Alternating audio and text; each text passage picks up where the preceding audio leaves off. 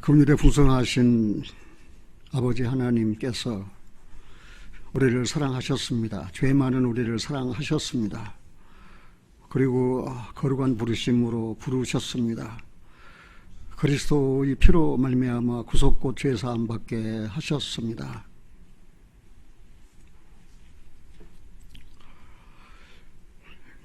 신령과 진심으로 예배하게 하시고 하나님의 거룩한 성호를 높이어 찬송할 수 있는 은혜를 우리 마음속에 부어주신 하나님 감사합니다.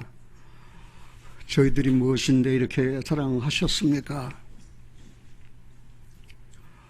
이 세상 끝날 때까지 내가 너희를 떠나지 아니하고 버리지 아니하리라 고 약속하신 하나님, 생각할 때마다 진심으로 감사드립니다. 하나님, 이 시간에는 사도 요한이 들은 하나님의 말씀을 나누고자 하오니 성령으로 주님께서 이 자리에 임재해 계셔서 우리의 마음을 열어주시고 듣는 말씀이 사람이 말이 아닌 하나님의 말씀임을 진실로 깨닫게 하여 주시옵소서. 우리 주 예수 그리스도 이름으로 기도하옵나이다. 아멘.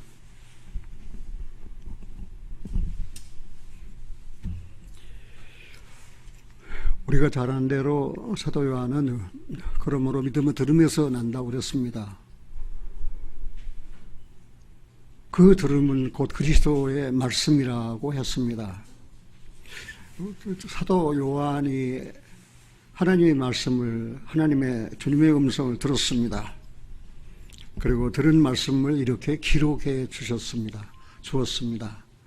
그래서 우리는 기록된 말씀을 통해서 또 하나님의 말씀을 듣게 되었습니다.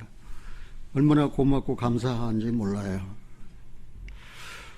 그러나 사람들이 다 듣는 것은 아닙니다. 듣지 못하는 이유가 무엇입니까? 들을 마음이 없어요. 들을 마음이 없으니까 하나님 말씀이 안 들리는 거예요.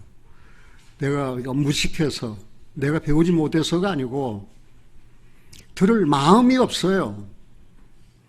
그 들을 마음이 없는 사람은 벌써 예배당에 와서 앉았다고 할지라도 마음은 세상에 나가 있습니다.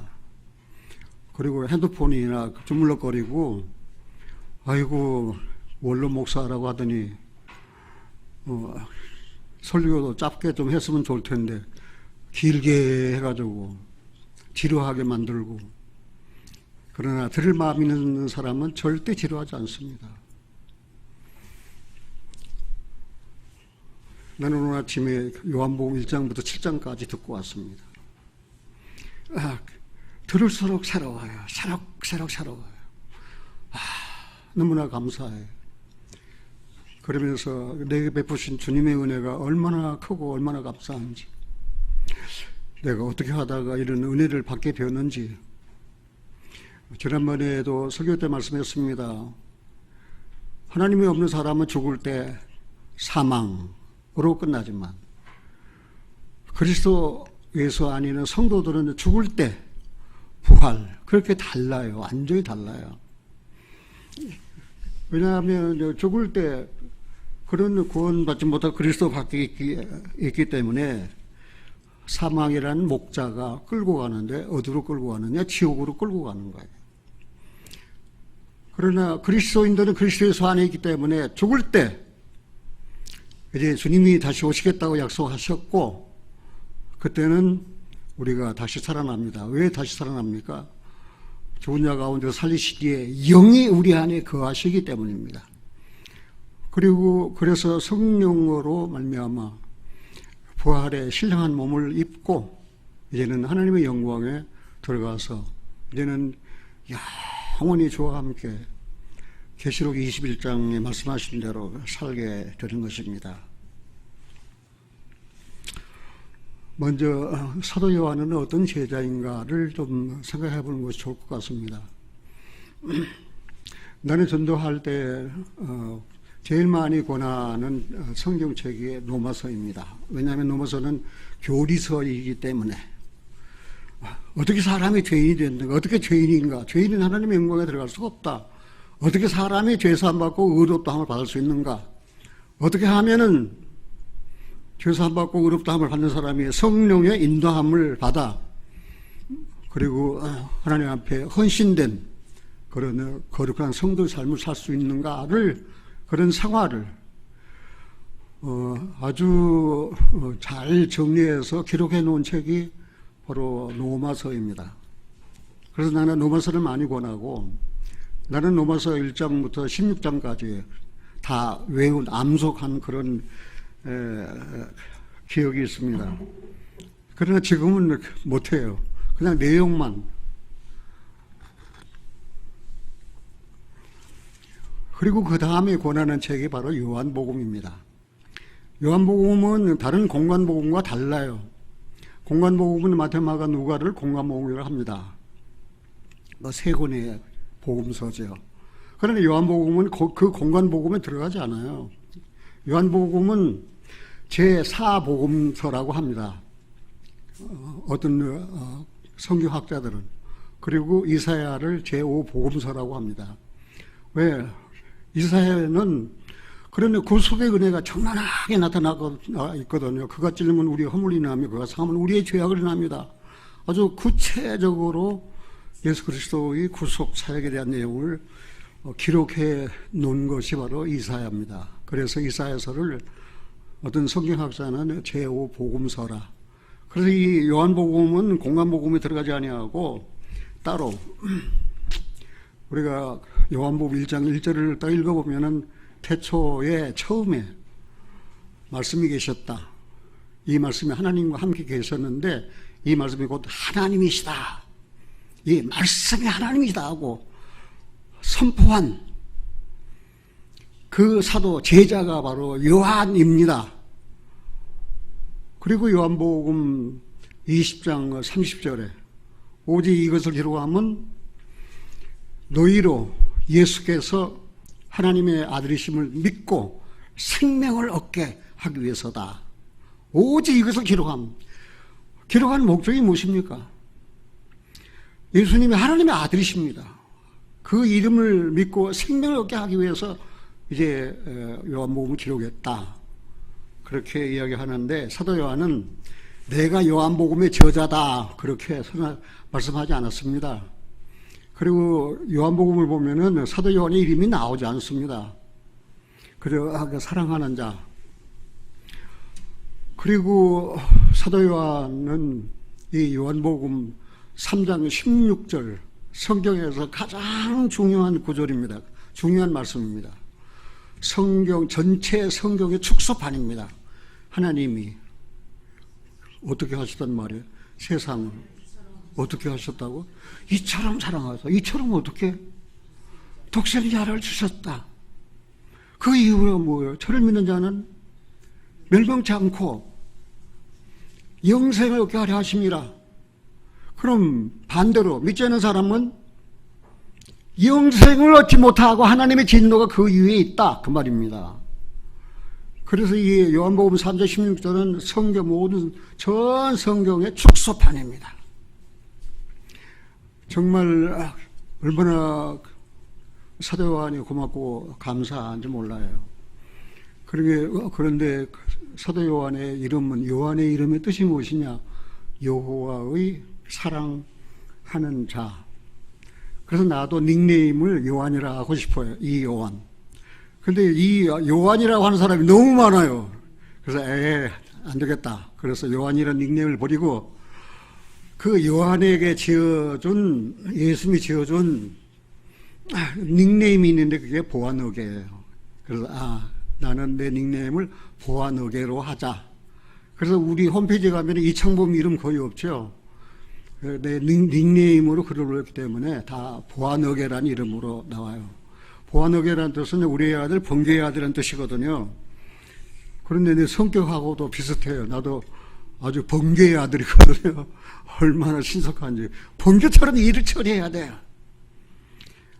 내가 회사에 있을 때 이제 밑에 직원들이 결제 서류를 갖다 놓으면은 그 즉시 처리해야지 나는 미루는 일이 없어요, 결제를. 그렇게 나는 성질이 좀 급했어요. 근데 이 요한은 가브나움 세베대의 아들입니다. 야고보의 형제입니다. 어부입니다. 그때 열두 사도 중 가장 나이가 어렸습니다. 그런데 그 성격이 아주 용감하고 강건했습니다. 그리고 성격이 아주 급했습니다.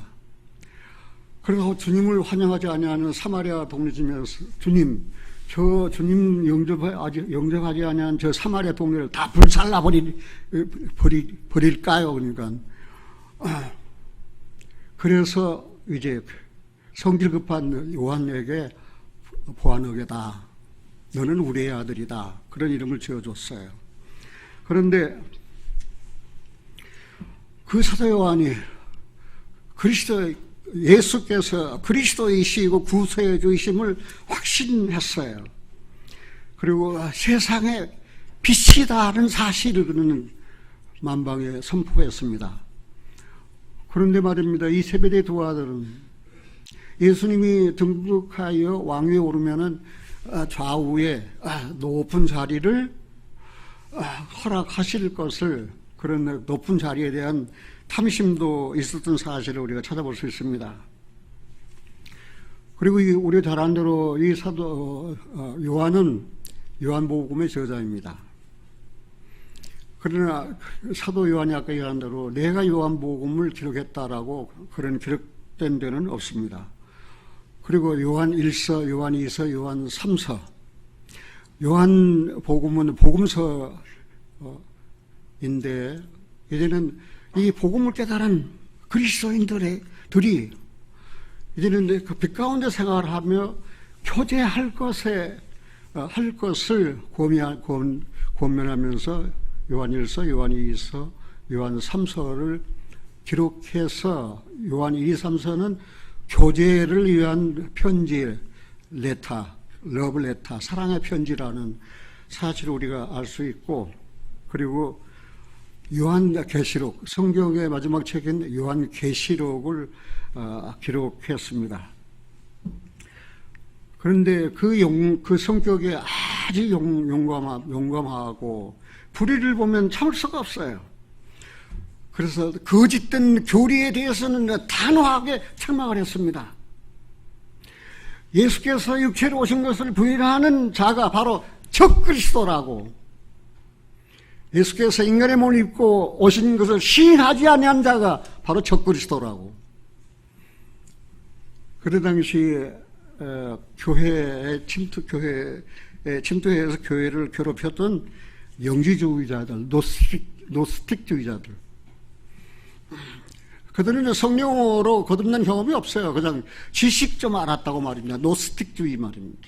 영지주의 말입니다. 하나님처럼 거룩하신 분이 더러운 인간의 몸을 입고 오실 수 없다는 거예요. 그러면서 예수께서 육체를 입고 오신 것을 부인했습니다. 그런 이단들에 대해서 아주 강력하고 단호하게 책망을 하면서 그런 이단들 내쫓으라고 그랬습니다. 그래서 이 사도 요한이 우리에게 주는 그런 복음서도 너무나도 큰 의미이지만 또 서신서도 우리에게 너무나 또 중요한 내용이지만 요한계시록 또한 말세를 사는 우리들에게 준비하고 살아야 할 아주 귀중한 내용입니다.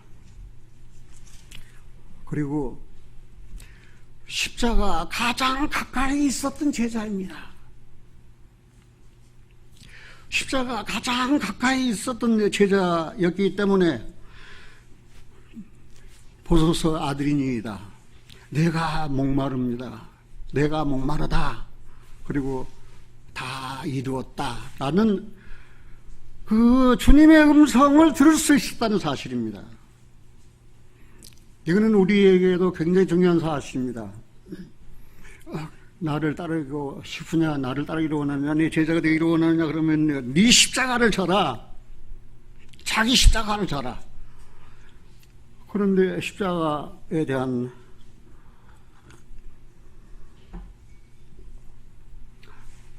의미를 깨닫지 못하고 십자가가 무엇인지를 못하고 그다음에 내 십자가로 당신이 십자가가 무엇입니까?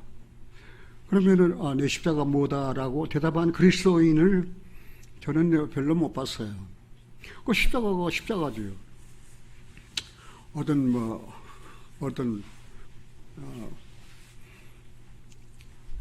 그래서 우리는 십자가 가장 가까이 있었던 제자가 바로 사도 요한이었습니다. 고개를 숙이시고 영원히 돌아가시는 장면을 목격한 제자가 바로 사도 요한입니다. 창에 옆구리가 찔리고 그리고 옆구리가 터져서 물이 나오고 피가 쏟아진 것을 목격한 사도가 바로 사도 요한입니다. 그리고 제자 중에서 다른 사도들은 거의 다 이제는 순교를 당했는데 사도 요한만이 순교를 당하지 않았습니다. 자연사했습니다. 그는 로마의 도미시안 황제에 의해서 그때 에베소에서 머물고 에베소에서 살았었는데 에베소에서 추방되었습니다. 그리고 에베소에서 가까운 밤무섬에 유배되었습니다. 그 밤무섬에 유배되었을 때에 천사의 음성을 들었습니다. 그리고 기록한 것이 바로 요한계시록입니다. 그 요한계시록에서 사도 요한은 자기를 이렇게 소개하고 있습니다. 요한계시록 1장을 잠깐 찾아보겠습니다.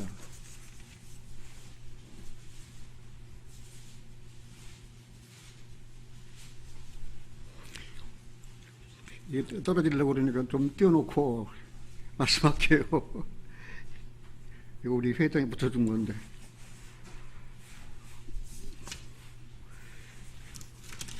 요한계시록 1장입니다. 구절을 한번 가지겠습니다.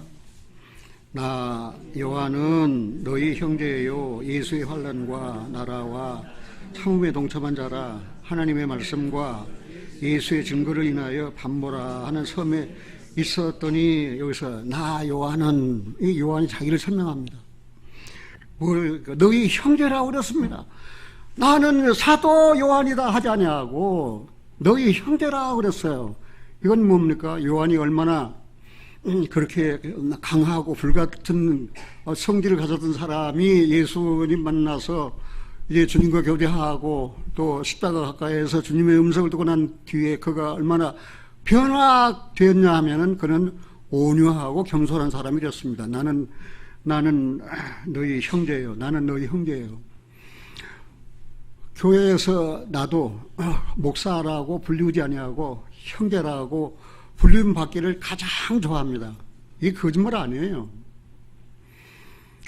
오늘 이후부터 나를 이창범 목사 하지 말고 이창범 형제님 그렇게 불러주실래요?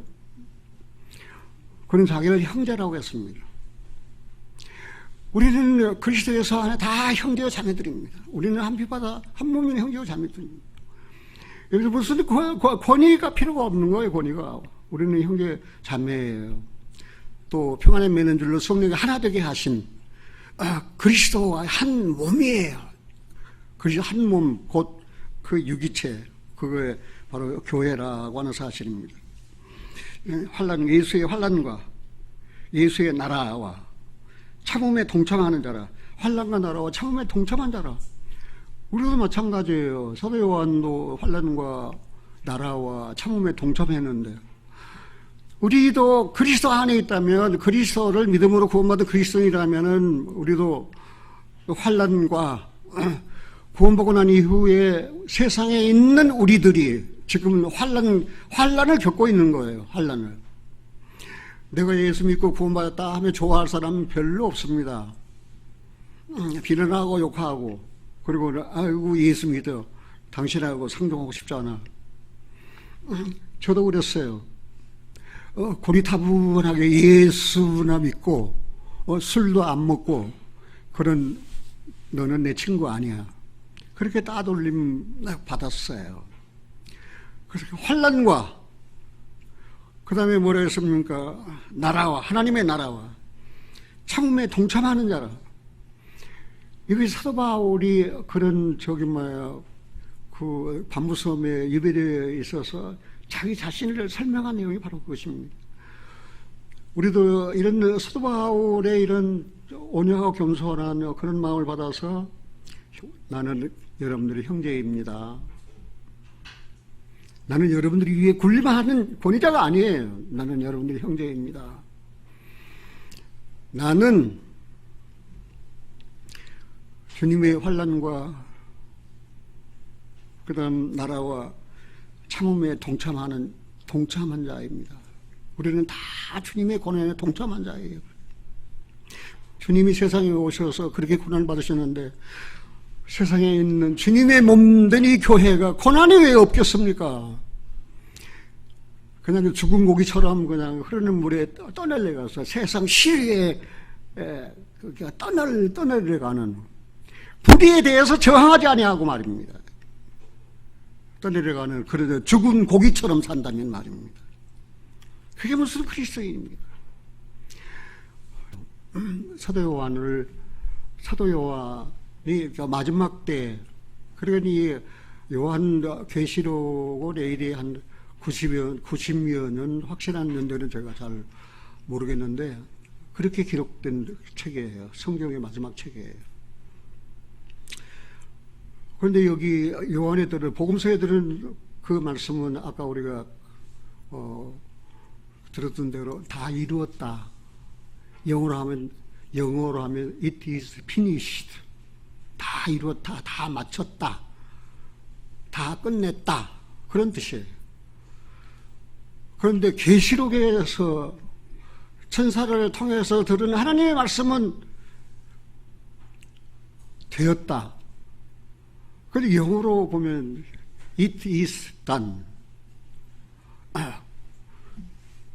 미국에 여행 갔을 때 고기를 먹는데 어떻게 구워줄까요? 믿음으로 구워줄까요? 웰던으로 구워줄까요? 웰던. 잘 익혀서 구워달라. 그런데 영어 성경에는 it is finished, it is done 그렇게 나왔는데 한국 성경에는 다 이뤘다 하는데 요한계시록에는 다가 빠졌어요. 그냥 되었다예요. 그래서 이 한국말 번역하는 번역이 잘못되었는가 하고 저는 여러 날 기도하면서 묵상하면서 왜 다자가 빠졌을까? 한국 성경에는 그냥 되었다라고.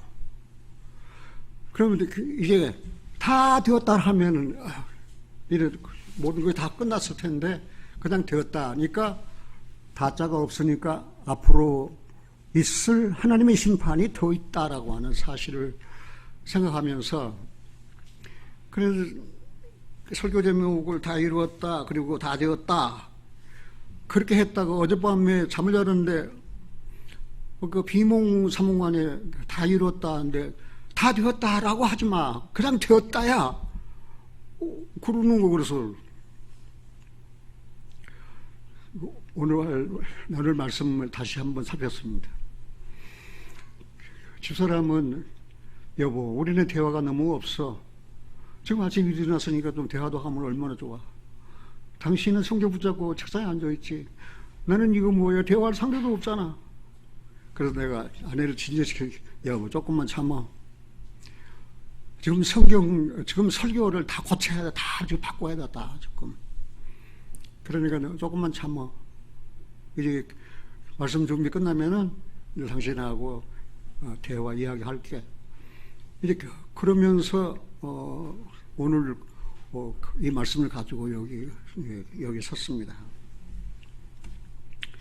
우리가 잘 아는 대로 다 이루었다는 십자가에서 이루신 구속 사건입니다. 되었다는 마지막 날에 임할 하나님의 마지막 심판에 대한 내용입니다. 구속함을 받은 우리는 이제는 영광중에 오실 주님께 가지만 구속함을 받지 못한 사람은 이제는 하나님이 인류에게 내릴 마지막 심판을 받아야 된다는 놀랍고 엄청난 사건을 생각하니까 막 가슴이 떨려요.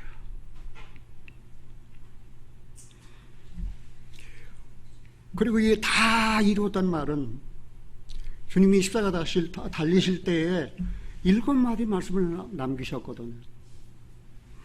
아주 그 극적인 순간, 고통과 슬픔의 그 절정의 순간에 예수님이 이 말씀을 남기셨다는 사실입니다. 그래서 예수님께서 그 절정, 그 슬픈 순간에 남기신 말씀이 어떤 말씀인가? 우리는 가상칠환하고 많이들 알고 있습니다. 그러나 최근에 그 슬픔과 고통의 절정의 순간에 예수님께서 남기신 7마디 말씀은 나로 하여금 다 주님을 흠모하고 주님을 사랑하고 내 인생의 남은 때를 주님을 닮아 살아야 되겠다.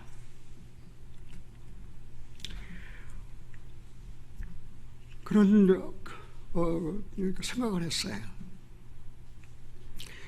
주님께서 남기신 첫 번째 말씀, 7마디 말씀 가운데 첫 번째 말씀은 누가가 기록했는데, 누가가 3번, 마태가 1번, 그러니까 요한이 3번.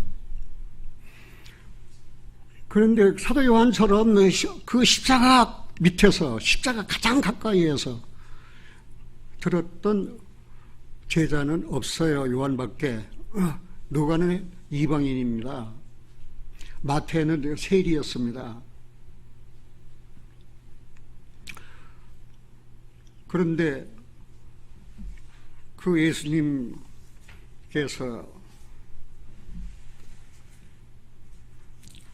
그 슬픔과 고통, 그 절정의 순간에 남기신 첫 번째 말씀이에요. 누가복음 23장에 보면 이렇게 기록되어 있어요.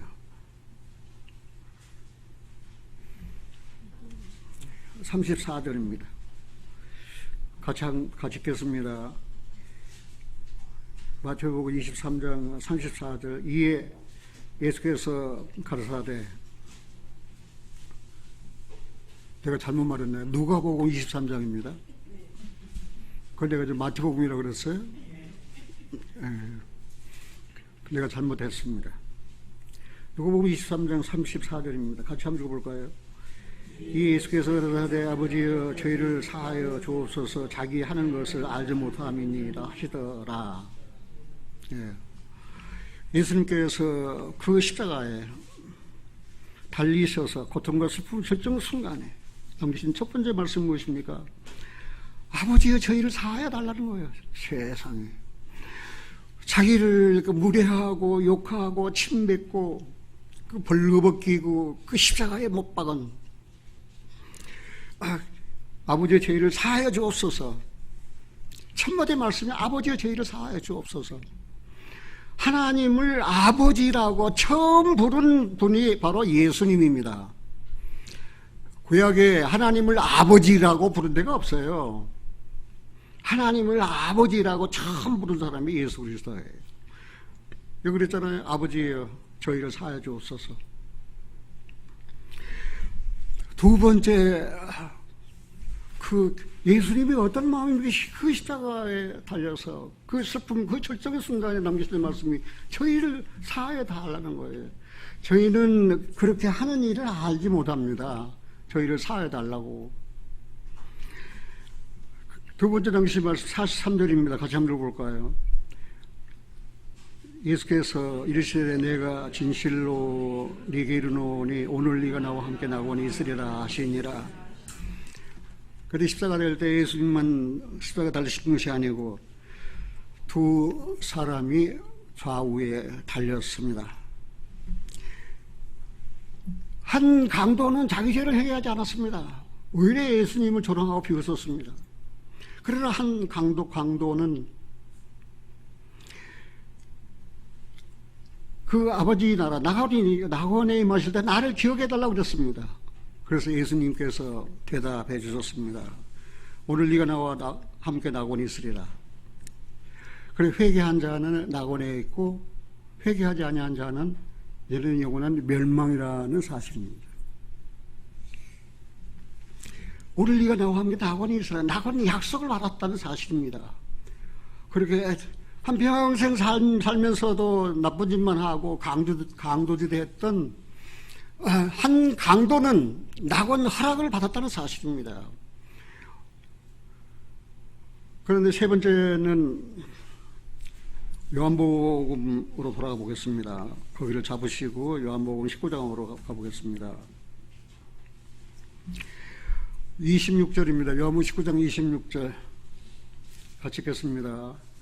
예수께서 그 모친과 사랑하시는 제자가 곁에 서는 것을 보시고 그 모친에게 말씀하시되 여자여 보소서 아들이니이다. 네. 세 번째 말씀이 뭡니까? 여자여 보소서 아들이니이다. 그 여자가 바로 누굽니까? 마리아입니다. 동정녀의 몸으로 이제는 성령의 잉태함을 받아 예수님을 세상에 이제 오시게 한 사람이었습니다. 근데 그 여자는 그냥 처녀가 아니에요. 그냥 정혼한 여자예요, 이제는. 그래서 성령으로 잉태했지만 이 정혼한 여자가 성령으로 잉태한 아기를 몸에 가졌다는 것은 그 남편에 대해서 얼마나 마음이 아팠겠습니까? 내가 처녀의 몸을 당신에게 드려야 할 텐데 성령으로 잉태했지만 그래서 남편 요셉 남편 당신을 생각하며 마음이 아픕니다. 그래서 이 마리아는 마음이 슬픈 여자예요.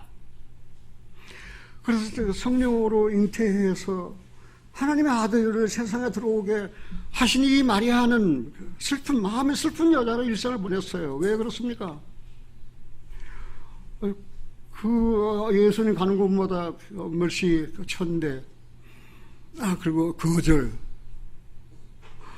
그리고 마지막 그 갈릴리 나사렛에서 이제 예루살렘 그 골고다까지 그 십자가 밑에까지 와서 처절하게 당신의 아들이 십자가에 못 박힌 모습을 봤을 때 어머니로서의 마음이 어떻겠어요?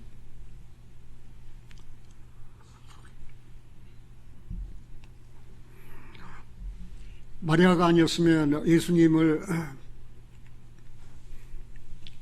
하나님이신 예수님을 세상에 들어오게 하실 수 없었습니다. 그러나 한편에 인간적으로 생각하면은 마리아는 남편에게도 미안하고 또 그 아들이 그 십자가에서 큰 모진 고통, 그 엄마의 마음으로 말입니다. 그냥 살찌키고 그 피 흘리면서 그 새못으로 두 손과 두 발 못 박히실 때 그 광경을 바라봤던 어머니의 마음을 한번 생각해 보자 그 말입니다. 얼마나 마음이 슬펐는가. 그래서 이 세 번째 남기신 예수님 말씀 여자여 보시옵소서 아들이니이다. 예수님은 하나님이시면서 참 사람이셨어요. 그 십자가에 숨지면서도 그 어머니를 잊지 않았다는 사실입니다. 보소서 아들이니이다.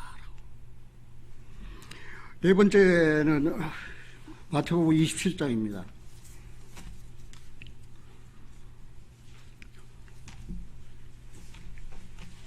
마태복음 27장입니다. 46절입니다. 같이 한번 읽어볼까요? 제9시 즈음에 마태복음 27장 46절 같이 읽겠습니다. 제9시 즈음에 예수께서 크게 소리질러 가라사대 엘리 엘리 라마 사박다니 하시니 이는 곧 나의 하나님 어찌하여 나를 버리셨나이까 하는 뜻이라. 예. 네 번째는 엘리 엘리 라마 사박다니, 이거는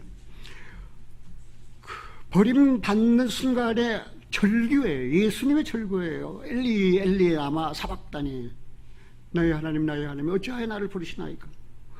온 세상의 죄를 담당하신 그 예수님은 그 한때 한순간 하나님께로부터 버림을 받았다는 사실입니다. 왜 버림을 받았습니까? 우리의 죄를 짊어지셨기 때문입니다. 그리고 다섯 번째 예수님의 십자가에서 남기신 말씀은 28절입니다. 요한복음 19장 28절 같이 읽겠습니다. 이후에 예수께서 모든 일이 이미 이룬 줄 아시고 성경으로 응하게 하려 하사 가라사대, 내가 뭐라고 그랬어요? 내가 목마르다. 예, 다섯 번째 말씀이 내가 목마르다. 예수님이 목마르셨어요. 그가 하나님이셨다면은 목마르지 않으셨을 거예요. 그러나 하나님이신 예수 그리스도, 목마르다는 것은 예수 그리스도의 인성을 말합니다. 예수님도 인간의 몸을 입고 오셨기 때문에 우리와 똑같은 성적을 지니신 분이에요. 그분도 목마르셨어요. 그분도 피곤하셨어요. 그분도 슬플 때 눈물을 흘리셨어요. 살아계신 여러분들에게 내가 목마르다.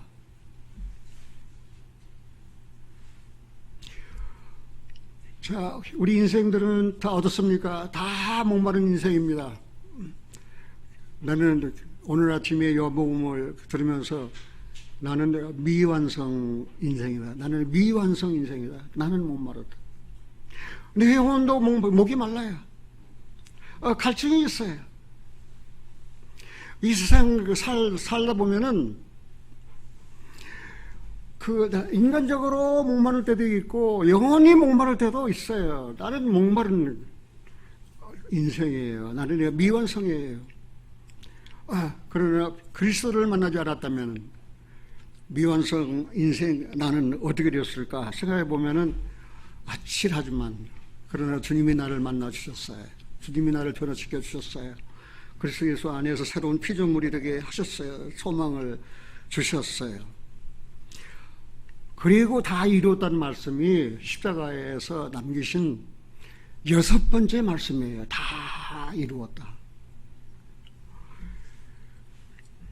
그거 보면은 예수 그리스도는 다 이루었다라는 말씀을 통해서 생의 완성자예요. 그분이 다 성취하신 분이에요. 그리고 다 이루신 분이에요. 예수님은 하나님의 뜻을 다 이루셨습니다. 예수님은 율법을 다 이루셨습니다. 우리가 요한복음 5장에 보면은 나는 율법의 선지자를 폐하러 오는 것이 아니고 온전케 하러 왔다 그랬습니다. 율법을 온전히 이루셨어요. 왜? 율법으로 하면은 모든 인생은 죄인이니까 다 심판을 받아야 됩니다. 그런데 그리스도께서 그 하나님의 공의를 이루시기 위해서 죄인된 나를, 우리를 위해서 십자가에서 우리의 죄를 담당하시고 못 박혀 죽으셨습니다. 그리고 하나님께서 그를 죽은 자 가운데서 일으키셨습니다. 그래서 예수님은 율법의 완성자입니다. 그리고 예수님은 구속의 완성자입니다. 예수님은 순종의 완성자입니다. 예수님 생애를 돌려 나눠보면 하나는 사생애, 하나는 공생애입니다. 사생애는 30년, 공생애보다는 10배나 더 길었습니다. 공생애는 3년이었습니다. 한 가지로 갈릴리 나사렛 내려가서 부모를 받들어 섬겼습니다. 그는 순종의 삶을 사셨습니다. 그리고 순종을 완성시켰습니다. 순종의 일을 완성시켰습니다. 다 이뤘단 말이 무슨 말입니까? 그래서 십자가에 죽으시면서 마지막 남기신 말씀도 보소서 아들이니이다.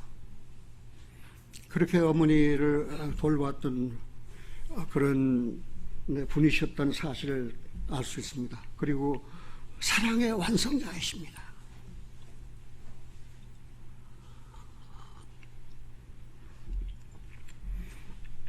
여러분들 지금 이 순간 한번 생각해 보십시오. 이 세상에 태어나서 지금까지 사는데 여러분들은 드림, 꿈이 있었을 것입니다. 여러분들이 이루고자 하는 내용이 있었을 것입니다. 예수님처럼 마지막 남길 말로 다 이루었다라고 할 수 있습니까? 나는 구속의 일을 다 이뤘습니까? 나는 순종의 삶을 다 이뤘습니까? 나는 사랑의 삶을 다 이뤘습니까? 그렇게 다 이뤘다고 할 수 있는 사람 제가 볼 때 거의 없어요. 저 역시 마찬가지입니다. 그러나 나는 주님을 쳐다봐요. 주님이 내 구속을 이루셨어요.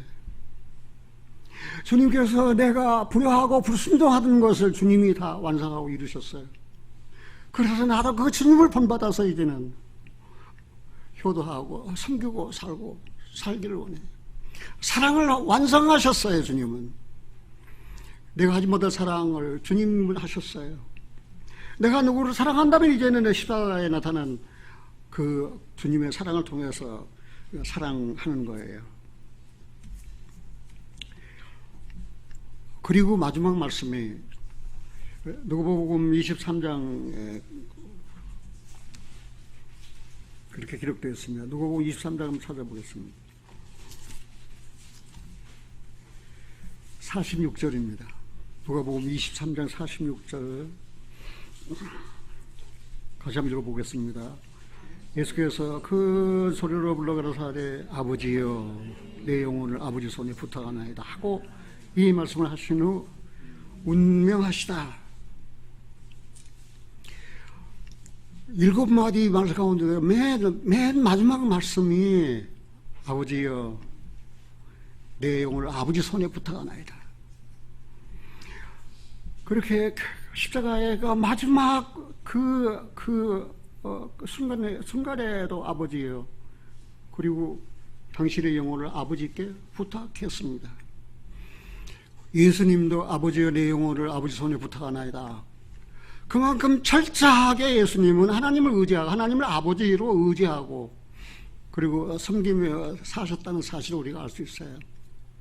아버지여 내 영혼을 아버지 손에 부탁하나이다. 마지막 그 영혼도 아버지 손에 부탁했다는 사실이에요.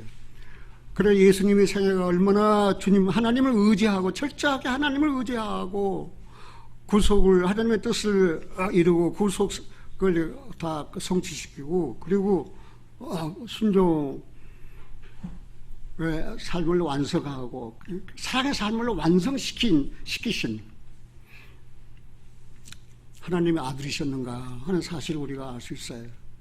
사랑하신 여러분들이 우리가 예수님 그 고통 그 슬픔의 절정에 이르러서 이렇게 마지막 남기신 7마디 말씀 뭡니까? 아버지가 저희를 사하여 주옵소서. 오늘 네가 나와 함께 다가온 이스라엘 여자여 보소서 아들입니다. 엘리 엘리 나마 사박다니. 내가 목마르다 다 이루었다. 아버지여 내 영혼을 아버지 손에 부탁하나이다. 그렇게 십자가에서 그 마지막 7마디의 말씀을 남기셨어요. 자, 우리는 한번 생각해 봅시다. 십자가가 무엇입니까? 여러분들 십자가의 의미를 진정을 아십니까? 십자가는 로마 사형기구입니다. 페르시아 알렉산더 대왕이 이 십자가형 제도를 도입을 했습니다. 그리고 노예, 도적, 암살자, 반란자들을 그 십자가에 매달았습니다. 그런데 이 로마의 형틀 기구인데 로마 사람들은 십자가에 달지 않았어요. 십자가에 달린 사람은 유대인들이에요. 히브리인들이에요. 같은 사도이지만 베드로의 죽음과 사도 바울의 죽음이 달라요. 같은 사도이지만 베드로는 히브리인, 유대인이기 때문에 십자가에 달렸어요. 그러나 사도 바울은 히브리인이고 유대인이었지만 그에게는 로마 시민권이 있었어요. 그래서 사도 바울을 십자가에 달 수가 없었어요. 그래서 교수형으로 참수시켰어요. 이 십자가는 아까 얘기한 대로 노예, 그 다음 도적, 암살자, 반란자들을 그 십자가의 형투에 매달아 죽였어요. 그런데 이 십자가에 매달릴 자들을 미리서 쇠붙이가 달린 가죽끈에다가 쇠붙이를 달아요. 후려치면은 그 쇠붙이가 몸에 박힙니다. 그 살이 막 터지고 찢어집니다. 사도 바울이 뭐라 했습니까? 내가 40에 하나 감한 매를 몇 번 맞았다고 그랬습니까?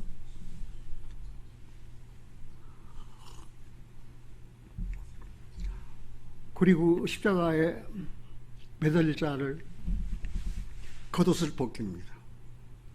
그리고 쇠붙이가 달린 가죽으로 때려칩니다. 확 쳐가지고 살이 찢기고 살이 터집니다. 그리고 죄패, 나는 암살자다, 나는 도둑놈이다, 나는 반란자다, 죄패를 목에 걸고 자기가 못 박힐 십자가를 지고 이 사형장으로 끌려갑니다.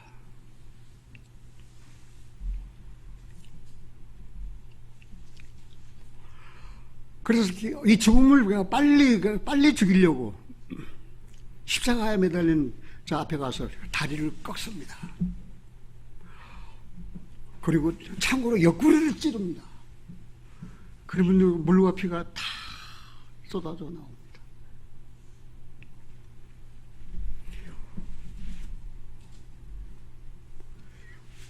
저는 지난 주일에 어떤 형제가 찬송가 147장을 택한 것을 보고 마음이 너무나도 흥분되었어요. 우리 교회에도 이런 지체가 있구나 하는 사실입니다. 거기 너 있었는가 그때 주님 그 십자가에 달릴 때, 때로 그 일로 나는 떨려 거기 너 있었는가 그때에 주님 십자가에 달릴 때, 이게 주님의 모습이에요. 거기 너 있었는가 그때 주님 그 나무 위에 달릴 때, 때로 그 일로 나는 떨려 거기 너 있었는가 그때, 거기 너 있었는가 그때 해가 그 밝은 빛을 잃을 때, 때로 그 일로 나는 떨려 거기 너 있었는가 그때에, 거기 너 있었는가 그때 주님 그 무덤에서 나올 때, 때로 그 일로 주께 영광 거기 너 있었는가 그때. 사랑하신 여러분들이요, 우리가 십자가 하지만 말입니다, 이렇게 두 손과 두 발에 상못을 받으신 이 주님, 창에 옆구리를 찔려 물과 피를 다 쏟으신 그 주님, 그 피가 내 죄를 사해 주셨는데 그 은혜를 입은 우리가 그 십자가 밑에, 십자가 가장 가까이 있어야만 주님의 음성을 들을 수 있다는 사실입니다. 내가 목마르다. 주님의 목마르심은 나의 목마름입니다. 내 영혼의 목마름입니다. 내가 구원받았지만 나는 아직도 내 영혼이 만족하지 못합니다. 강물같이 흐르는 기쁨이 내게는 없습니다. 내 영혼이 목마릅니다. 그 주님이 내가 목마름 대신 주님이 목이 마르셨다는 사실입니다. 우리의 갈증을 해소해 주시기 위해서. 그래서 그 주님이 십자가로 말미암아 내 영혼 만족하잖아요.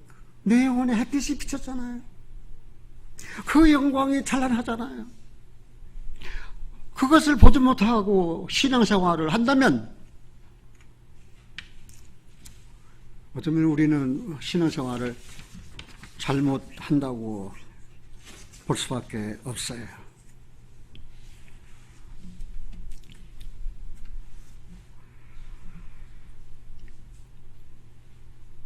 그렇게 해서 요한복음 19장에 있는 다 이뤘다는, 이제는 주님이 다 이루신 거예요. 그래서 우리는 그 은혜를 믿음으로 우리는 하늘나라 가게 되었어요. 얼마나 고맙고 감사해요. 그런데 오랜 세월이 지났어요. 거의 몇십 년 세월이 지났어요. 요한복음이 기록된 이후에 요한계시로 기록되기까지는 몇십 년의 세월이 흘렀어요.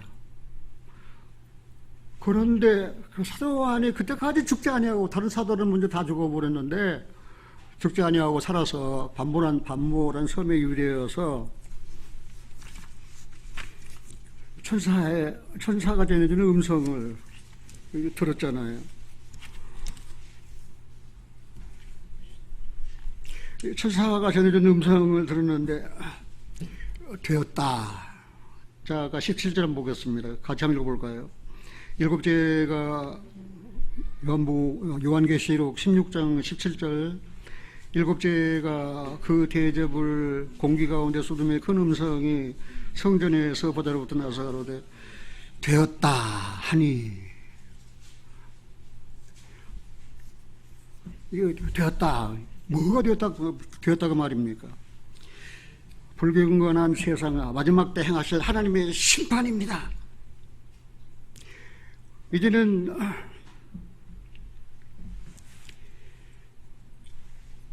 우리 요한계시록 보면은 인을 떼실 때, 나팔을 불 때, 그 다음에 대접을 쏟을 때 그런 재앙들이 있지만은 저는 그건 시간이 없으니까 다 취급하지 못하고, 다만 대접 재앙에 대해서만 오늘 잠깐 생각하고, 인류 마지막 때 하나님께서 내리실 그 심판이 어떤 심판인가?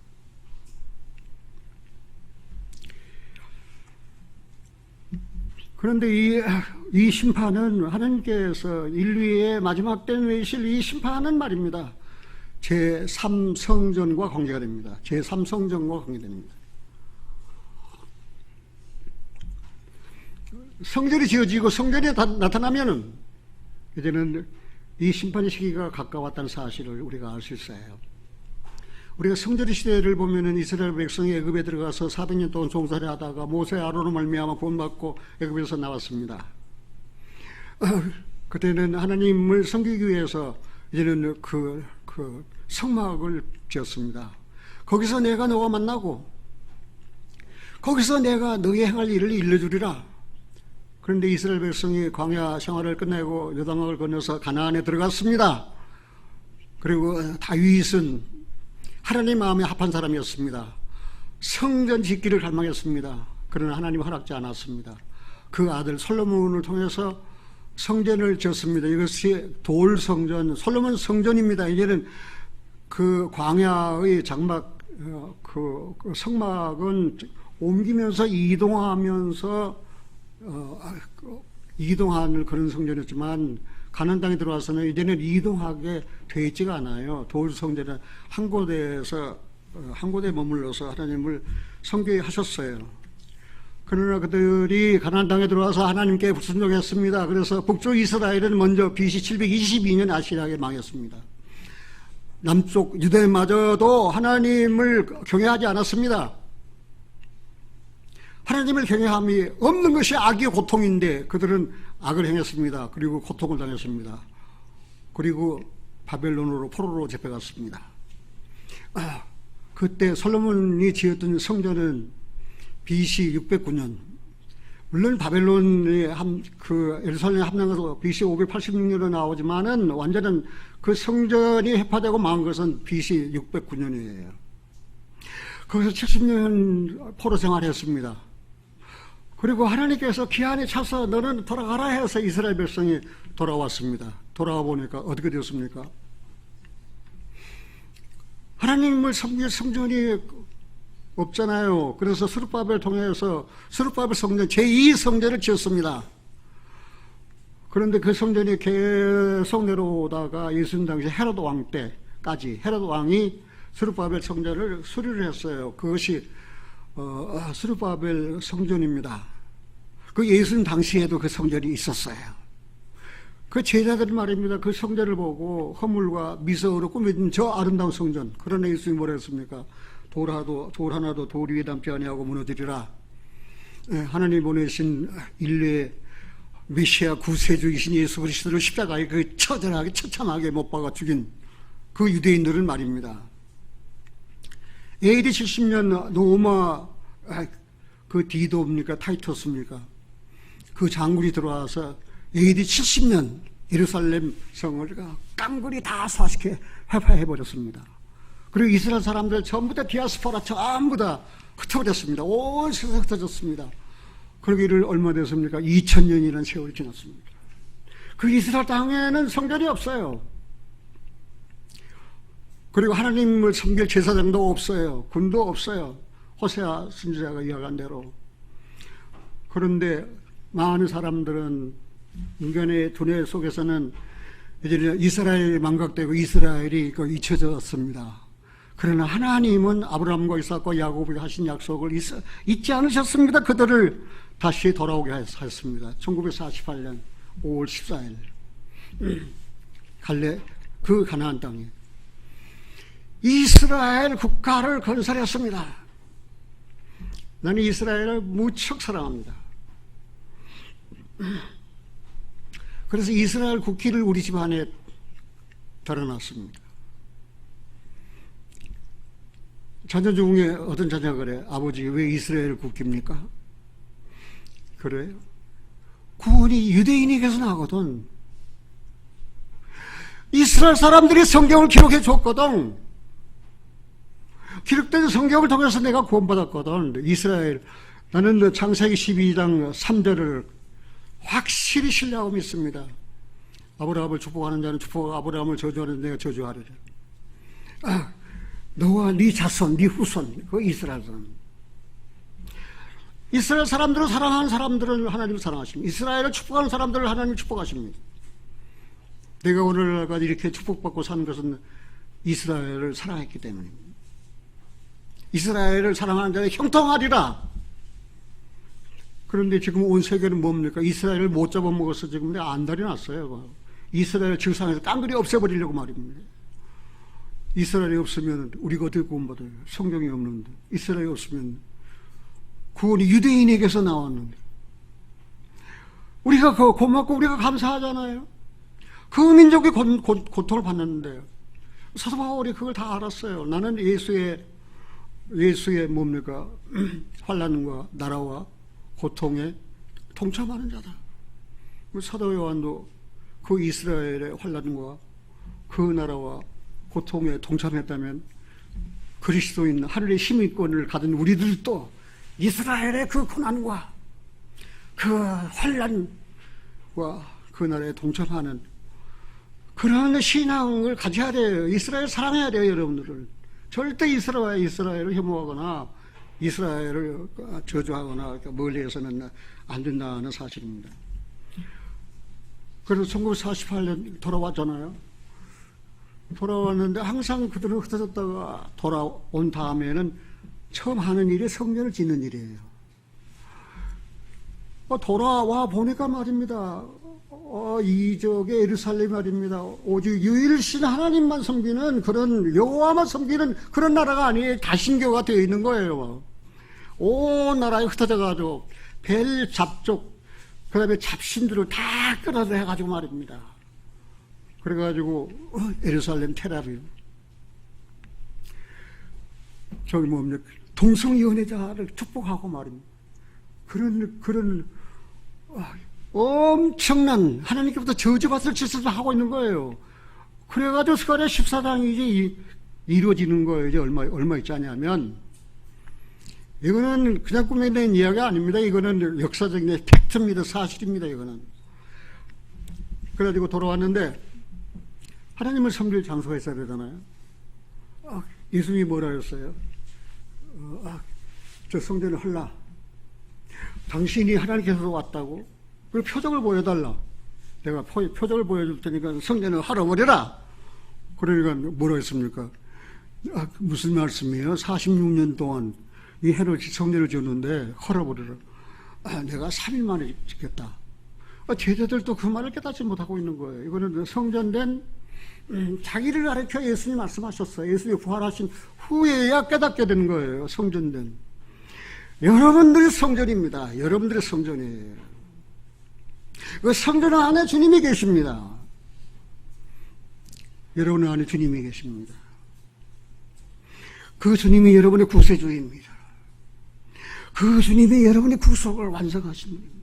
그 주님이 여러분의 순종을 완성하신 분입니다. 그 주님이 여러분들의 사랑을 완성하신 분입니다. 그래서 완성하신 분 안에 있으니까 우리가 완전한 거예요. 이렇게. 하나님 보실 때 말입니다. 나를 보시지 아니하고 주님을 보신다는 사실입니다. 그래도 돌아와서 이제 뭡니까? 제3성전을 짓습니다.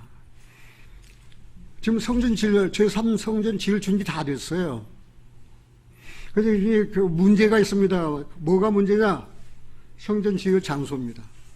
그리고 그 성전 지을 장소가 어디냐? 그 솔로몬이 지었던 그 성전터에다 지어야 돼요.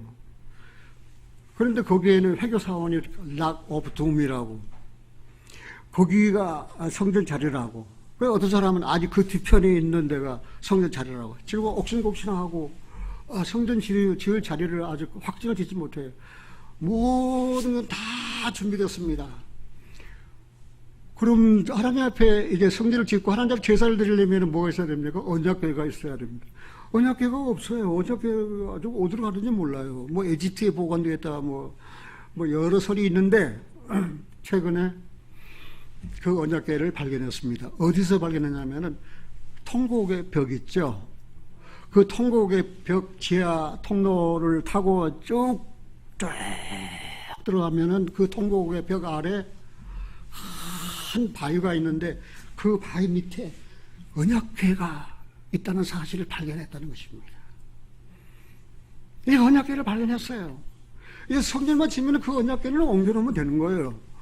언약궤만 옮겨놓으면 뭐 합니까? 재물이 있어야지. 제사드릴 재물이 있어야 되잖아요. 그러니까 아무 재물로 제사 드릴 수가 없어요. 하나님께서 이런 재물로 드려라. 흠없고 완전하고 멍에를 매보지 아니한 붉은 남송아지. 그래 흠이 없고 완전하고 멍에 매보지 아니하는 붉은 남송아지. 그거 있어야 되잖아요. 그래 유대인들은 지금 난립니다. 붉은 남송아지가 어디가 있는가. 그래서 붉은 암송아지가 있으면 갖다가 이제 농장에 기릅니다. 거기에 붉은 암송아지에서 검은 털이나 하얀 털 하나만 나타나도 그거는 안 돼요. 민수기 19장 한번 찾아보겠습니다.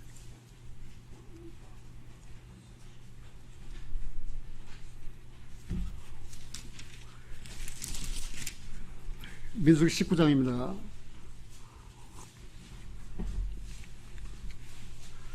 1절입니다. 여호와께서 모세와 아론에게 일가라사대 2절 같이 읽습니다.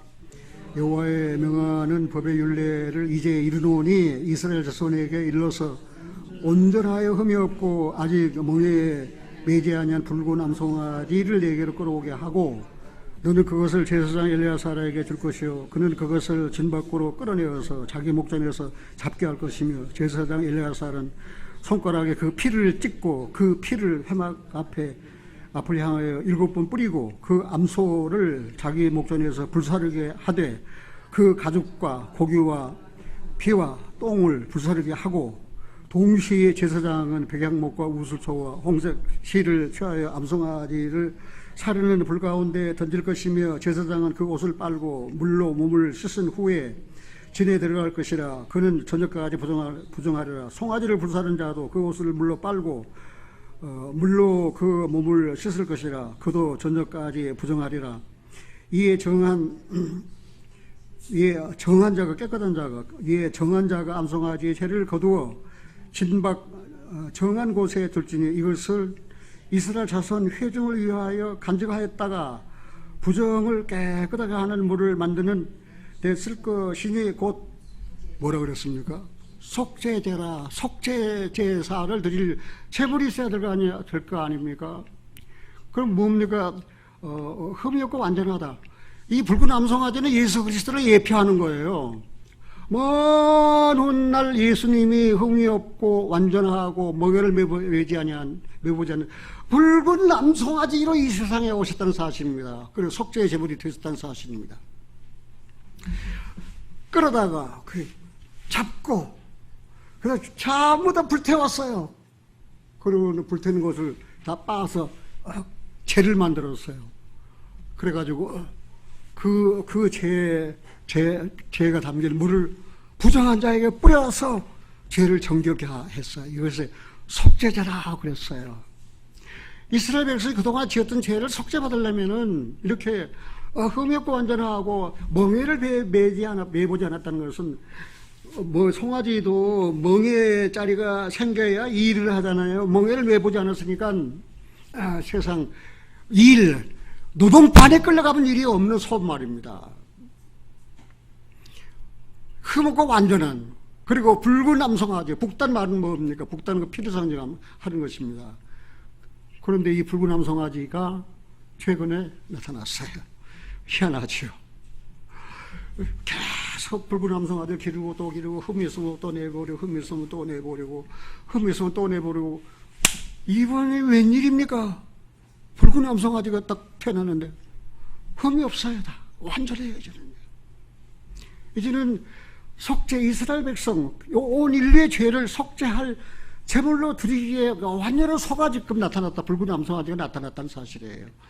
물론 아까 요한복음 19장에서 이야기한 대로 우리 구속은 이미 다 어떻게 됐어요? 흠이 없고 완전하고 멍업에 오지 아니하는 붉은 암송아지 예수 그리스도께서 십자가에 잡히고 피를 흘리셔서 우리 죄를 다 씻어주셨어요. 히브리서 9장 12절 13절 14절 내용이 바로 그거예요.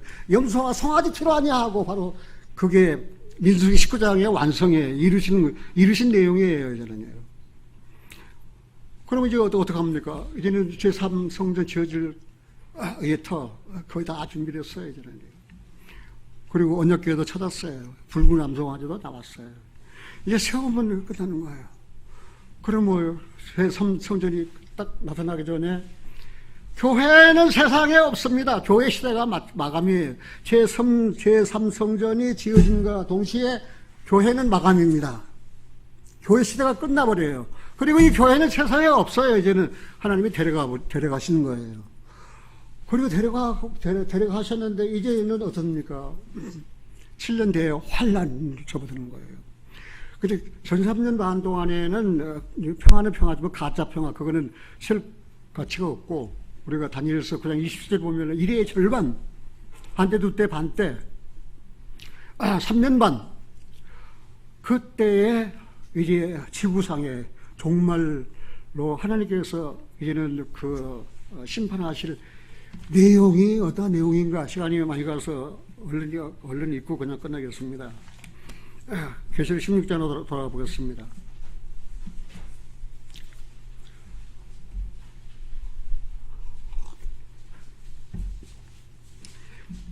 제가 좀 성경을 빨리 읽는 셈이거든요. 그러니까 그대로 보세요. 16장 1절, 또 내가 들으니, 사도 요한이 들으니 성전에서, 이 성전이 무슨 성전이에요? 제3성전이에요. 지금 성전이 어디 있어요, 지금 유대인이? 이 하늘에 있는 성전도 아니에요.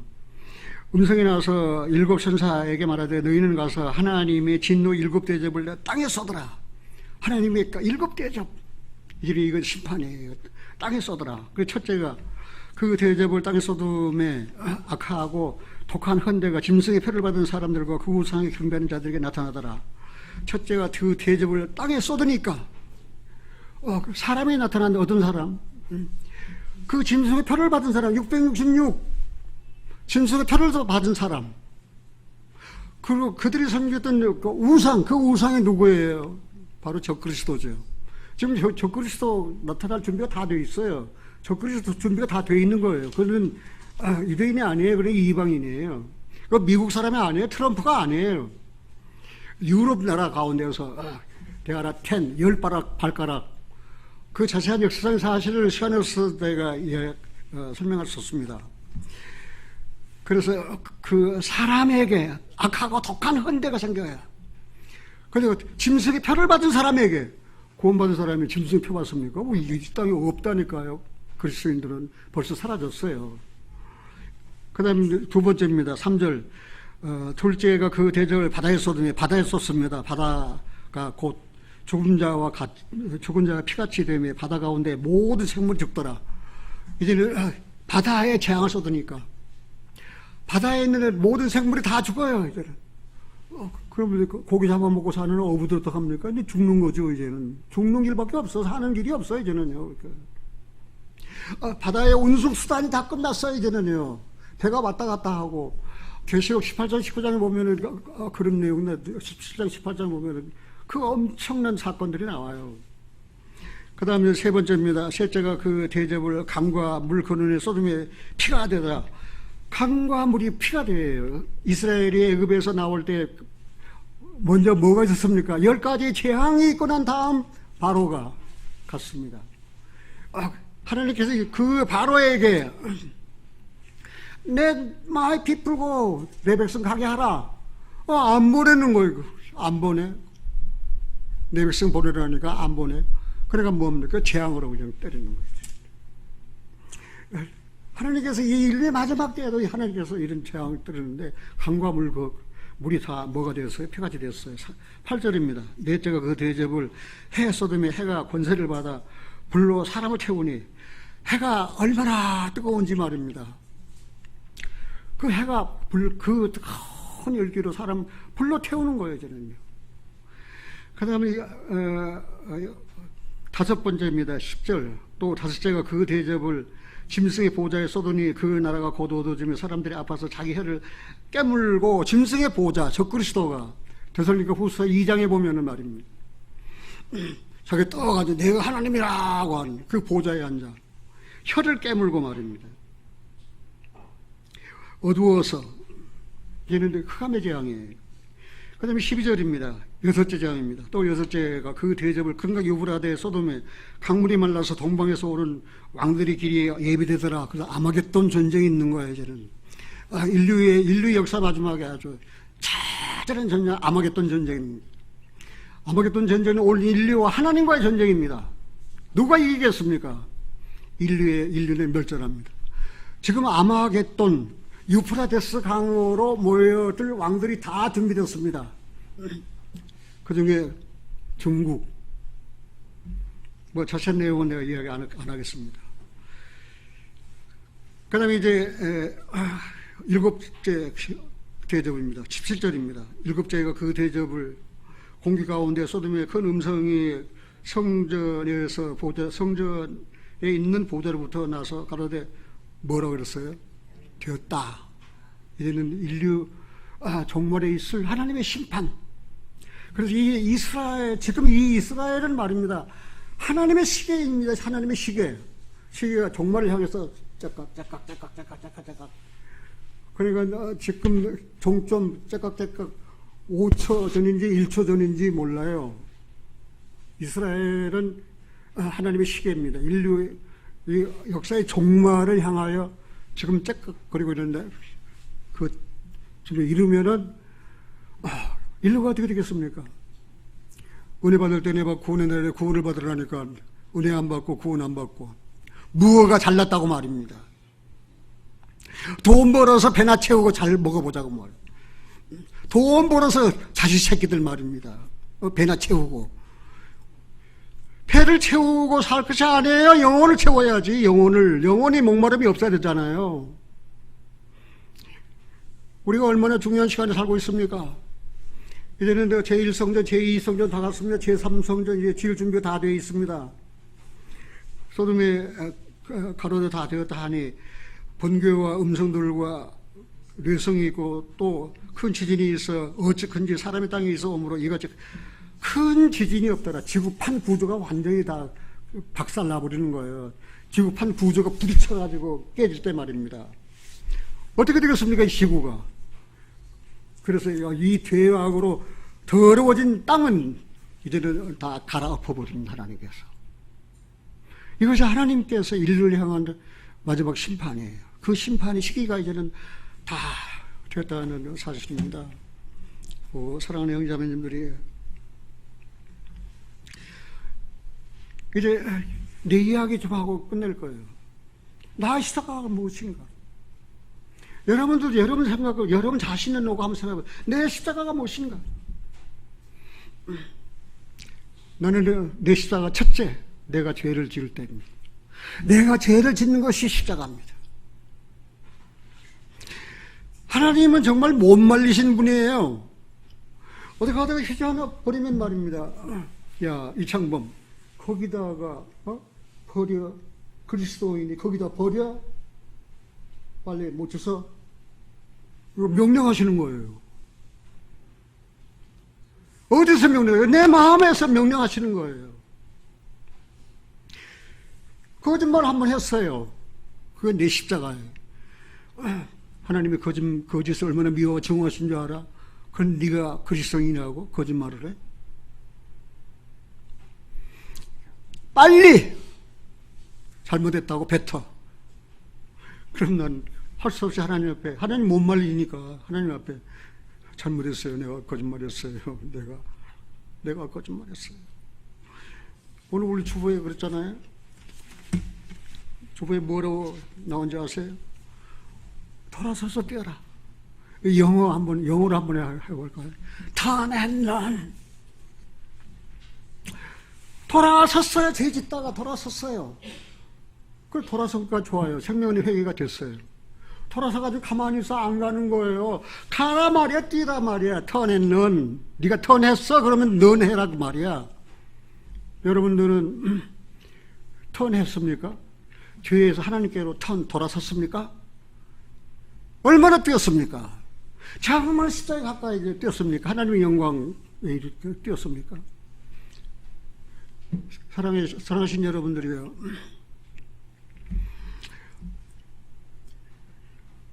그냥, 목사님, 나 영어를 못하는데, 나도 영어 못해요. 같이 한번 해봅시다. turn and run. 무슨 말이에요? 돌아섰거든? 가만 섰지 말고 뛰라 그 말이에요. 어디를. 그리스도에서 뛰어가라 그 말입니다. 빨리. 내가 죄사 안 받았어. 거기 안 좋아하면 안 돼요. 뛰어가야지요. 뛰어가야지. 어디까지 가는 거예요? 천국일 때까지 뛰어가야죠. 나는 최근에 말입니다. 하나님, 내 인생 이제 마지막 때입니다. 내일 죽을지 모릅니다. 그런데 하나님께서 내게 마가를 주셨어요. 마가. 그래서 왜 그것도 가서 마가가 뭔지 아세요? 마가가 주셨는데 M-A man ask 인간이냐 네가 사람이냐 그러면은 물어라 그 말입니다. 물어라. 어떻게 봐요? God answer. 하나님이 대답하신다. 사랑하신 여러분들이 여러분들 삶이 힘들고 어렵습니까? 절망에 이르렀습니까? 상처받습니까? Man ask.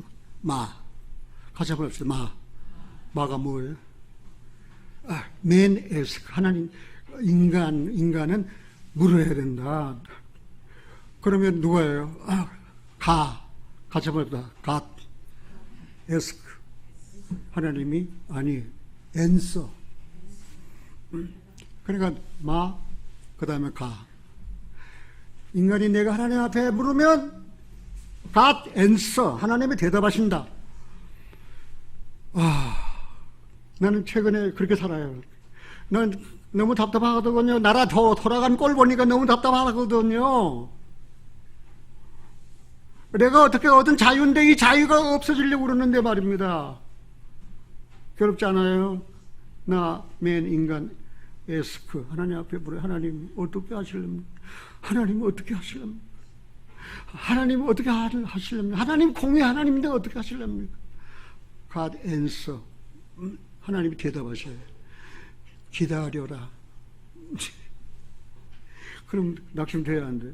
기다려라. 그렇게 대답하시는데 그럼 언제까지 기다려야 됩니까? 그러니까 하나님의 사랑과 그리스도 인내에 들어가라고 그랬잖아. 그러면서 내가 이루어보고 살거든요. 7년 환란 그 후 3년 반 동안에 있을 이 대접 심판에 그리스도인 들어갑니까? 안 들어갑니까? 제3성자 나타나면 그리스도인들은 자리 거라 세상아 나는 간다 할 나라로 가는 거예요. 그래서 우리는 거기서 하나님의 영광을 보는 거예요. 그리스도와 함께 있는 거예요.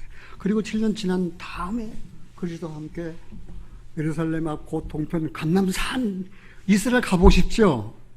지금 안 가봐도 돼요. 그때 거기 갈 텐데 뭘 가보고 싶습니까? 이렇게 노인네가 힘도 좋아. 얼마나 잘 견디는지 몰라. 그렇게 칭찬해 주시면 고맙고요. 솔직히 내 힘으로 사는 거 아니거든요. 주님의 힘으로 살거든요. 너 연약한 인간이니까 하나님께 물어라. 그러면 하나님이 어떻게 한다고? 대답하신다. 우리 생활에 다 적용시켜야 돼요. 일단 하나님은 어떻게 해요? 그럼 하나님이 대답하셔요. 어디? 기록된 성경을 통해 대답해요. 어떤 말씀이 탁 떠올라와서 내 마음을 상쾌하게 하고 시원하게 응답해 주시는 거예요. 기도합시다. 사랑의 아버지 하나님 감사합니다. 주님이 다 이루셨습니다. 우리 구속의 일을, 우리 죄사함 받는 일을 주님이 십자가에 다 이루셨습니다. 창에 찔려 옆구리에서 물이 쏟아지고 피가 흐르고 주님은 엘리 나마 사박다니 하나님 우리 인간의 죄를 담당하시려고 하나님께 버림을 받으시면서까지 그렇게 절규의 음성으로 부르짖었던 주님의 음성을 듣습니다. 날마다 십자가 가까이 있어야만 내가 목마르다 하는 주님의 음성을 들었습니다. 다 이루었다는 음성을 들을 수 있습니다.